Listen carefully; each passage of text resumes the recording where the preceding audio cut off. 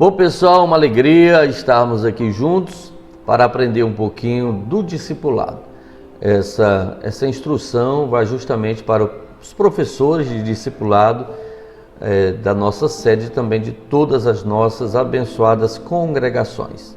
Então vamos lá, vamos começar aqui a dar uma instrução sobre como podemos aplicar o discipulado aos novos convertidos. Em primeiro lugar, o discipulado é fundamental, para a igreja. Percebamos que Jesus passou 3 anos discipulando, é por isso que o nome é discípulos, que são alunos de Jesus. Logo em seguida, de discípulos passaram a ser apóstolos, isso mesmo, mas iniciaram como discípulos. Então foram discipulados durante 3 anos por Jesus Cristo. E nós temos uma série de aulas abençoadíssimas sobre o discipulado para aquelas pessoas que nos visitam, justamente aquelas pessoas que estão visitando a sede, as nossas congregações, como também para aqueles que já aceitaram a Jesus, são os novos convertidos. Enfim, o discipulado é para todas as pessoas. Todas as pessoas que queiram receber o discipulado, ainda que ainda não tenham entregado suas vidas a Cristo, como Senhor e Salvador de suas vidas, é importantíssimo o discipulado. Isso mesmo, importantíssimo. Você pode se perguntar, pastor, pode dar discipulado para alguém que ainda não aceitou Jesus, tal? Pode, deve sim dar o discipulado dessas pessoas, tá bom? É muito importante fazer esse trabalho, principalmente reunir as pessoas nos lares. Eu acredito que o discipulado, os cultos de rua, os campais são muito importantes. Mas o discipulado, ele produz um efeito muito melhor concernente à salvação. Por quê? Porque no discipulado, as pessoas elas conseguem tirar as dúvidas, isso mesmo, elas conseguem fazer pergunta, elas conseguem tirar algumas dúvidas que existem na mente de cada um. Então vamos lá. A primeira aula, pessoal, do nosso discipulado, para os professores que estão a nos ouvir, é sobre a Bíblia. Isso mesmo, a Bíblia é a palavra de Deus. Por que é que nesse discipulado está escrito assim, a Bíblia é a palavra de Deus? Porque muitas pessoas no mundo inteiro consideram que a Bíblia, ela contém a palavra de Deus. E ela não é a palavra de Deus. Isso é um pensamento errado. Por quê? Porque se eu disser que a Bíblia contém a palavra de Deus, significa dizer que muitos versículos da Bíblia não foi Deus que mandou escrever, não foi Deus que escreveu, e sim é pensamento humano. Mas isso não é verdade. A Bíblia, ela é a palavra de Deus. Significa dizer o quê? Que toda ela foi divinamente inspirada pelo Senhor Deus, tá bom? Nós temos aqui, meus amados, falando no tópico A, que a Bíblia é um livro especial de Deus. Isso mesmo, a Bíblia é o livro especial de Deus. A palavra de Deus, ela é conhecida como a palavra de Deus, a Bíblia Sagrada, alguns chamam de livro de capa preta, enfim, ela tem vários títulos, Mas ela é um livro especial de Deus. Ela não é como os outros livros, Mas é um livro sobrenatural. É o único livro da terra que o autor está presente. Isso mesmo, quando você começa a ler, o autor está presente. Imagine você, estudante, você está com algum problema ali sobre matemática, português, geografia, e o autor daquele livro possa tirar todas as suas dúvidas na hora, quando você está lendo. Isso é impossível na visão humana, Os escritores jamais vão estar nos nossos lares, mas a Bíblia, sim, a Bíblia é o único livro que quando você começa a ler, tá bom? O autor estará presente, tá bom? A presença do Espírito Santo vai estar presente na sua e na minha vida quando a gente começa a ler. A Bíblia é um livro sobrenatural, isso mesmo, ela transcende o natural.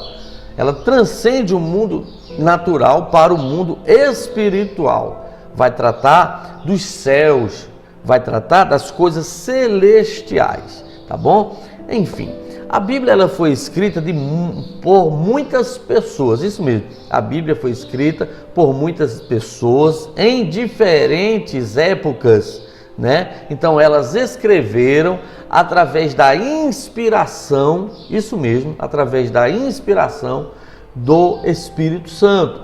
E você pode aí com o seu aluno, né, ler 2 Timóteo 3,16. Eu não vou ler porque senão a aula vai ficar muito extensa, mas você pode ler, lá vai estar falando que a Bíblia é divinamente inspirada, né, e vai dizer que ela é pronta para nos corrigir, redarguir, enfim, toda a Escritura é divinamente inspirada, segundo Paulo, escrevendo a Timóteo. A Bíblia é o livro mais vendido do mundo. Mas antes de falar que a Bíblia é o livro mais vendido do mundo, nós temos que entender que a Bíblia foi escrita por cerca de 40 autores, em diferentes épocas. Então você deve passar para o aluno, tá bom? A seguinte indagação. Imagine se a gente está num grupo de pessoas em roda, discutir sobre um determinado assunto, por exemplo, segurança pública, né? Cada pessoa vai ter uma ideia diferente da culpa de não termos segurança pública, porque as ideias se divergem entre nós. Mas imagine você perceber que a Bíblia ela foi escrita em diferentes épocas, com diferentes pessoas, vivendo em momentos completamente diferentes da nossa nação, mas a ideia da Bíblia é uma só, não se contradiz de nenhuma forma, tá bom? Então, veja que o autor é um só, por isso que ela não se contradiz. Quem foi o autor? O próprio Deus, né? Deu a oportunidade ao homem de estar ali recebendo essa revelação tão maravilhosa que é a Bíblia Sagrada. Então, explique para o aluno que ela foi escrita por cerca de 40 pessoas, entre elas tinha muitas pessoas diferentes, pescadores, profetas, sacerdotes, né? Um vaqueiro, um boiadeiro, enfim. A Bíblia foi escrita e Deus, por essas pessoas, e Deus usou a linguagem delas, isso mesmo, a forma de linguagem delas. É tanto que quando você vai para os escritos de Pedro, você percebe que a linguagem é um pouco mais, vamos dizer assim, não muito intelectualizada, é uma linguagem mais simples. Mas quando você vai para Lucas, que era um médico, você vai ver que a linguagem de Lucas é uma linguagem muito mais polida, né? Por quê? Porque Deus usou a inteligência e característica de cada cidadão, tá bom? Então vamos continuar aqui na nossa primeira lição, na nossa primeira aula para os professores da escola de discipulado, tá bom? Então a Bíblia é o livro mais vendido do mundo, foi escrito originalmente em hebraico, aramaico e grego. Muitas pessoas pensam, a Bíblia foi escrita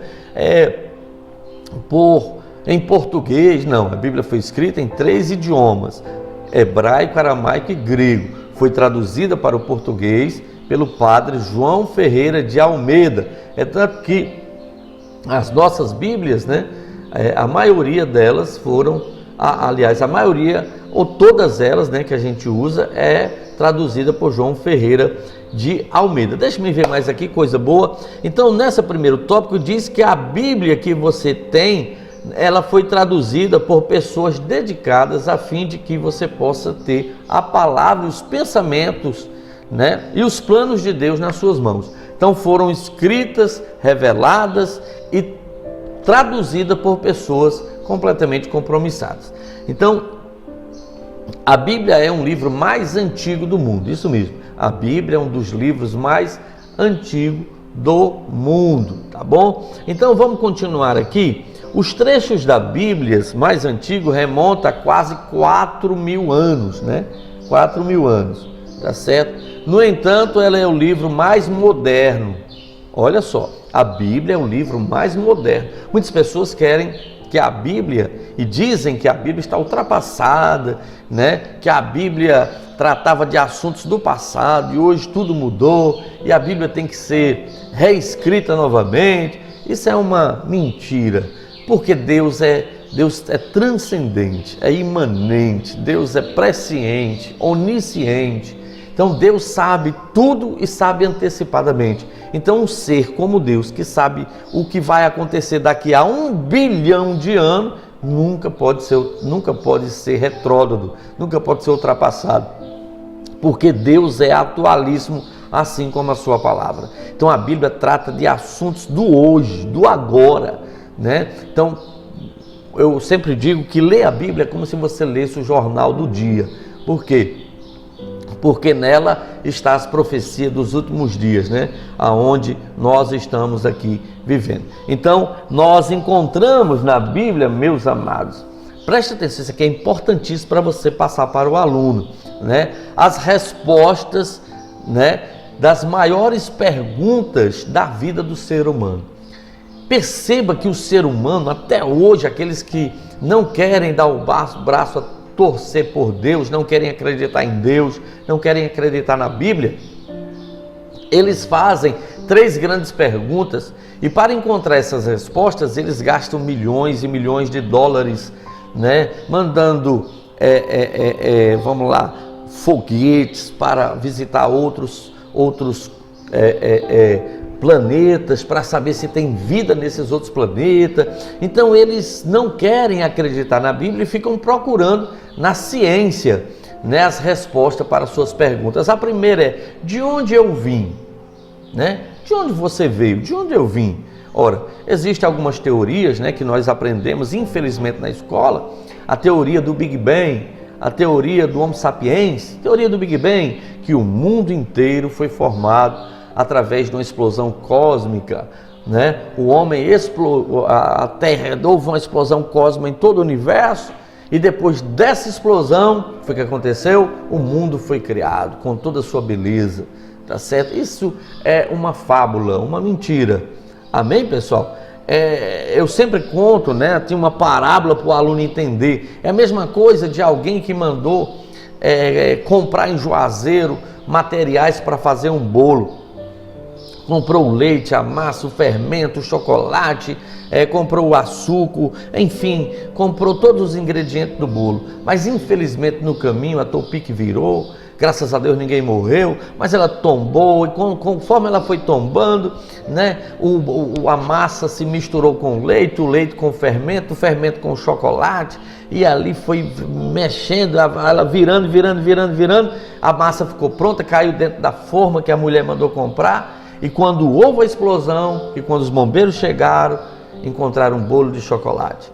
Essa é a mesma coisa de acreditar no Big Bang. Você sabe que isso é impossível, como também o Big Bang é impossível. Então os homens acreditam também que nós somos descendentes do macaco, teoria do Homo sapiens. Somos descendentes do macaco, pela evolução, o homem foi evoluindo e está no estágio que está hoje. Agora a grande pergunta é: a evolução não para. Por que é que os macacos não se transformam mais em seres humanos hoje? Amém? Então é uma indagação para você fazer. De onde eu vim? A Bíblia responde: eu e você somos a obra-prima da criação de Deus. Somos a coroa da criação de Deus. Fomos criados do pó da terra e quando Deus criou o homem, Ele soprou nas narinas do homem o Nepash, que é o fôlego de vida, e fez o homem alma vivente. O homem é tricotomo, tem corpo, tem alma e tem espírito. Então nós viemos da onde? De Deus. Somos criação do Senhor, graças a Deus. Por que é que eu estou aqui? Qual a minha finalidade? O que é que eu estou fazendo nesta terra? Deus disse para Adão: olha, Adão, você deve cuidar do jardim, você deve plantar, você deve também gerar filhos, procriar e encher a terra de pessoas, tá certo? Então o homem, ele foi feito para dar continuidade, tá bom, ao projeto divino. Então eu estou aqui para quê? Para fazer a vontade de Deus, nosso Salvador, nosso Senhor, Criador dos céus e da terra. Eu sou um mordomo, eu estou aqui para cuidar daquilo que não é meu, daquilo que é de Deus, mas Ele, pela sua misericórdia, nos deu de presente, tá bom? Nos deu de presente a terra e tudo que nela há para a gente estar aqui morando. Mas João 14 vai dizer que em breve todos nós iremos morar no céu. Então eu estou na terra para fazer a vontade do Senhor, para glorificar o seu nome, para fazer bem ao próximo, para ganhar as pessoas e fazer com que elas conheçam a Jesus através da nossa vida. Para onde eu irei? Né? Para onde você vai? A Bíblia responde, tá certo? A Bíblia vai responder: todo homem que invocar o nome do Senhor será salvo. Todo homem que se arrepender dos seus pecados, como fez o ladrão da cruz, vai estar com Jesus nos céus. Por quê, meus amados irmãos? Eu acredito sempre nisso, né? Quando o homem morre, o seu corpo vai voltar para o pó, o nepés, o fôlego de vida vai voltar para Deus, mas a nossa alma, somos nós que decidimos para onde ela vai. A nossa alma é o centro das nossas emoções, com ela amamos, com ela odiamos, com ela salvamos, mas também com ela matamos. Então, é a nossa alma que está em risco, que está em jogo. É você que tem que decidir para onde ela vai. Como você confessou o nome de Jesus, certeza absoluta, se permanecer firme, a sua alma vai para o céu. Oh, glória ao nome de Jesus. Então vamos lá, continuando aqui, para a aula não ficar muito extensa, né? Muito embora a Bíblia seja constituída de 66 livros menores, ela tem apenas um tema central. Qual é o tema central de toda a Bíblia? Que todos os autores entram em concordância: o plano amoroso de Deus para resgatar a humanidade do seu pecado. Então esse é o plano central da Bíblia Sagrada, resgatar o homem do seu pecado. Então a Bíblia tem 39 livros no Antigo Testamento e 27 livros no Novo Testamento. Passe para o aluno, isso é bom e importante isso, tá bom? Então vamos lá. Na frente da Bíblia você encontra uma lista de 66 livros, tá certo? Que nela podem ser encontradas, tá bom? A Bíblia é dividida em duas partes, Antigo e Novo Testamento. Você passa para o aluno também, pessoal, que existem os livros apócrifos. O que é um livro apócrifo? São livros que não foram inspirados por Deus. São livros que contam a história daquela época, mas não tiveram autorização de Deus. Imagine você vivendo agora, Deus chega para você e diz: olha, você escreva o que eu vou mandar você escrever. E uma outra pessoa começa também a escrever os fatos que estão acontecendo agora, nesse ano de 2022. Veja que Deus autorizou escrever, o outro não, decidiu por conta própria escrever os fatos e aquilo que estava acontecendo. Então um vai ser um livro inspirado por Deus e o outro pode ser como um registro histórico. E nesse registro histórico pode ter algumas alterações, pode faltar com a verdade, como nos livros apócrifos, né? Quem escreveu está dizendo, pedindo perdão pelos erros. Então Deus não, como é que um ser como Deus vai pedir perdão se Deus não erra? Então é por isso que os livros apócrifos foram tirados, tá bom, do cânon sagrado. Por quê? Porque neles continham alguns pedidos de perdão, algumas fábulas e foram tirados. Mas é registro histórico. Amém?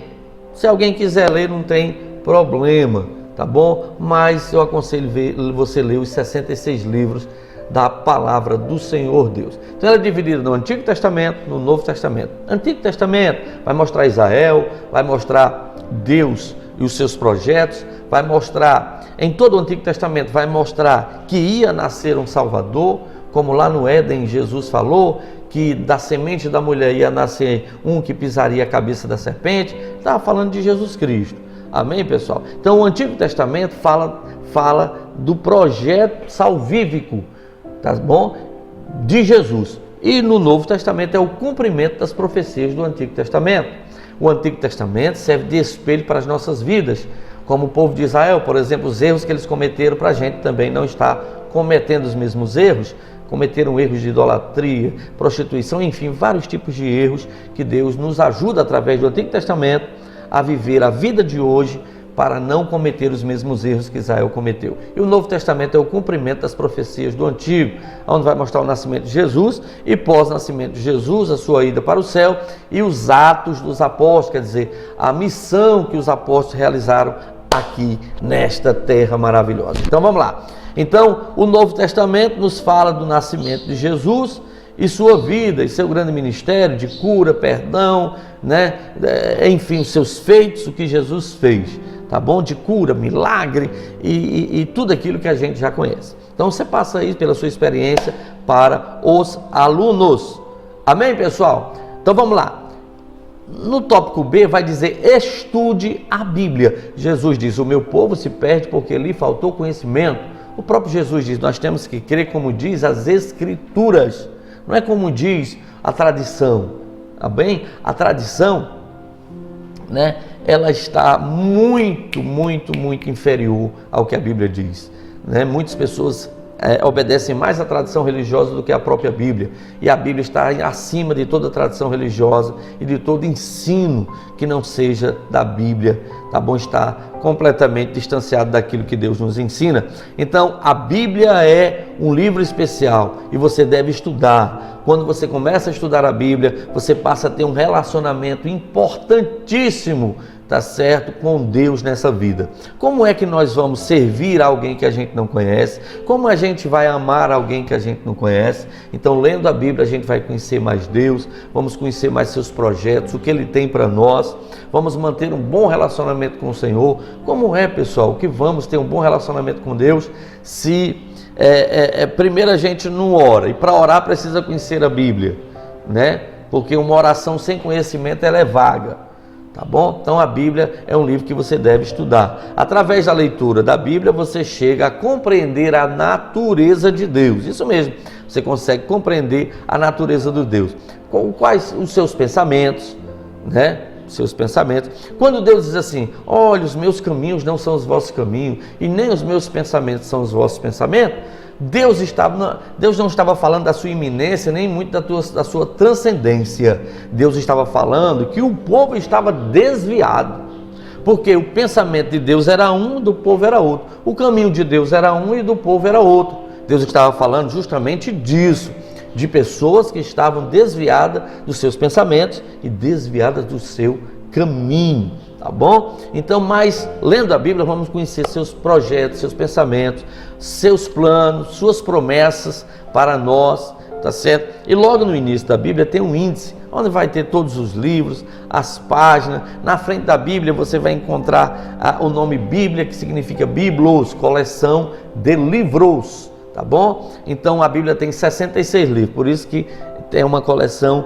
de livros. Tá certo? Você vai encontrar ajuda, né? Os números das páginas, os trechos da Bíblia, tá certo? Que você queira estudar, é bem fácil. Se você tiver dificuldade, mostre para o aluno. Se você no culto tiver dificuldade de encontrar um livro, né? Vá lá no índice rapidamente, não tenha vergonha, porque no início a gente tem dificuldade sim de encontrar os textos da Bíblia. Amém, pessoal? Tudo ok? Vamos para frente, tá bom? Eu gostaria que você não pulasse o vídeo. Vamos seguindo, tá bom? Então, vamos lá, outro tópico. A Bíblia é dividida em livros, capítulos. Dentro os capítulos são dentro dos livros e os versículos são dentro dos capítulos. Você ensina para o aluno capítulo, número grande, tem um livro lá em cima, o capítulo e o versículo. Muito fácil de você ensinar. E tem uns exemplos, você vai mostrar para o aluno, Gênesis 3,15, né? Você vai mostrar aí rapidamente para ele, tá bom? E na Bíblia, pessoal, tem as promessas, né? Qual é a maior promessa do mundo? Você vai mostrar para o aluno. João 3,16. Porque Deus amou o mundo de tal maneira que deu seu Filho unigênito para que todo aquele que nele crê não pereça, mas obtenha a vida eterna. Eu estou rapidamente assim para o vídeo não ficar longo, tá bom? Qual é o propósito da palavra de Deus? Né? Aí você vai ver, você vai ler com o aluno em Timóteo 3,15, 16, 2 Pedro 1,3, 14, né? A palavra de Deus é pronta para redarguir, corrigir, enfim, você vai ler com o seu aluno. A palavra de Deus, ela produz vida. A palavra que eu vos disse são espírito e vida. João 6,63. Então, tudo que está vivo cresce. Então, a palavra de Deus, ela produz vida. Jesus falou, eu cheguei, eles estavam na região da sombra da morte e tiveram vida. Jesus fala justamente sobre esse assunto, você vai estudar mais e falar um pouquinho mais sobre esse assunto. Primeiro, né, do letra E, agora o primeiro subtópico, ela é criativa, com ela Deus criou todas as coisas que nós sabemos, né? A palavra de Deus é como água, né? Ela limpa, muito bem, a palavra de Deus ela limpa os nossos pecados. Começamos na vida do reino totalmente lavados pela palavra. Aí Jesus vai dizer, vós já estáis limpos pela palavra que vos tenho falado. Jesus falando aos seus discípulos. Mas a água serve para quê na sua casa? Serve para limpar a sua casa, mas também serve para manter a sua casa limpa. Por quê? Porque a água é um bem essencial. Ela tem que existir na nossa casa. Porque senão não adianta limpar a casa hoje e amanhã não limpar. Não é a mesma coisa. Leu a Bíblia hoje, não leu amanhã. Vai passar 20 dias sem ler, um mês, aí a sujeira vai entrando no seu coração. Então mantenha a leitura diária para que ela possa manter você limpo, tá bom? A palavra de Deus plantada em nosso coração nos mantém livres do pecado. O salmista disse assim: eu guardei a tua palavra no meu coração para não pecar contra ti, tá bom? Então aqui tá, você vai falar para o seu aluno. Vamos para frente. A palavra de Deus é luz para as nossas vidas. O ser humano começa nas trevas, sem conhecer Jesus, mas quando ele aceita, a luz acende. Aí ele vai ver o caminho que ele deve trilhar. Com a luz acesa, ele vai ver se essa estrada tem algum tipo de buraco, algum tipo de empecilho, tá bom? Tudo isso você vai, com a sua habilidade, que eu sei que você tem, passar para o aluno. Ela dá entendimento no mundo de trevas. A gente tinha visto assim, mas depois que conhecemos a Jesus e sua palavra, ela esclareceu a nossa mente. E o que antes não sabíamos, agora estamos sabendo. Bom, a palavra de Deus é uma comida espiritual. Jesus diz: nem só de pão viverá o homem, mas de toda palavra que sai da boca de Deus. Capítulo 4 de Mateus, você pode explorar esse texto e mostrar que o nosso corpo se alimenta arroz, feijão e carne, tá certo? Mas a nossa alma, o nosso espírito se alimenta da palavra, tá certo? Ela produz um crescimento espiritual. Quanto mais lemos a Bíblia, mais aproximados de Deus nós vamos ficar, tá certo? Você vai ler esses textos que eu coloquei aqui para você. A palavra de Deus é uma semente, você semeia. O próprio Jesus fala que ela é como semente de mostarda, que após crescer vai se tornar uma árvore frondosa. É uma sementinha que você está lançando no coração das pessoas e ela mais cedo ou mais tarde vai germinar. A palavra de Deus é como espada. O escritor aos Hebreus diz que é como espada de dois gumes, apta para discernir os espíritos. Amém? E ela penetra entre juntas e medula, alma e espírito. Perceba que o lugar do corpo mais sensível é juntas e medula. A palavra de Deus tem um poder de cura, meu irmão. Jesus fala que ela cura o corpo, mas ela também cura a alma. Ela é uma espada. Quando você prega, ela fala com você, corta você e também quem está lhe ouvindo. A palavra de Deus nos ajuda a orar. Imagine você, como é que nós vamos orar sem conhecer? Como é que eu vou exigir, como consumidor aqui no Brasil, como é que eu vou exigir de alguma empresa, de algum produto que eu comprei, que veio com defeito, enfim, se eu não conheço o Código de Defesa do Consumidor? Como é que eu vou exigir um direito meu se eu não conheço a Constituição brasileira? Como é que eu vou falar com Deus sem conhecer suas regras, suas normas, sua Constituição divina, que é a palavra de Deus? Quanto mais você lê a Bíblia, mais conhecedor de Deus você fica e melhor você vai se aproximar com a sua oração. A Bíblia diz que nós não sabemos orar como convém, mas o Espírito intercede por nós. Uma oração com conhecimento é muito importante. A palavra de Deus é poderosa em nós. Mateus 24, 7, 24 e 27 diz: Jesus disse que o homem sábio que edificou a sua casa sobre a rocha, ele vai fazer essa ilustração, veio os rios, veio as chuvas, as tempestades, e a casa não caiu, porque ela foi edificada sobre a rocha. Mas aquele que edifica sua casa sobre a areia, quando vem a primeira tempestade, ela cai. Então ela é poderosa em nós. Ela tem um poder enorme de mudar, transformar, edificar, consolar, exortar a nossa vida, tá bom? Eu espero que essa aula tenha te ajudado. Deus abençoe você. Me perdoe se eu fui rápido, é para o vídeo não ficar muito longo, tá bom? Eu sei que você é um professor, uma professora, tá certo? Que o Espírito Santo vai usar. Comece pela sua casa, discipule seu pai, sua mãe, seu irmão, tá bom? Pastor, não tem um material, peça que a gente vai produzir, entregar para você. Vamos formar uma igreja de discipuladores, tá bom? No horário da tardinha, tá bom? Quando não tiver um culto, fale com o seu dirigente, diga: eu estou aqui, eu quero aprender a discipular, tá bom? Eu espero que você compartilhe esse vídeo com o número máximo de pessoas que você puder, para a gente formar uma igreja de discipuladores em nome de Jesus. Deus abençoe, até a segunda aula, se o Senhor assim nos permitir.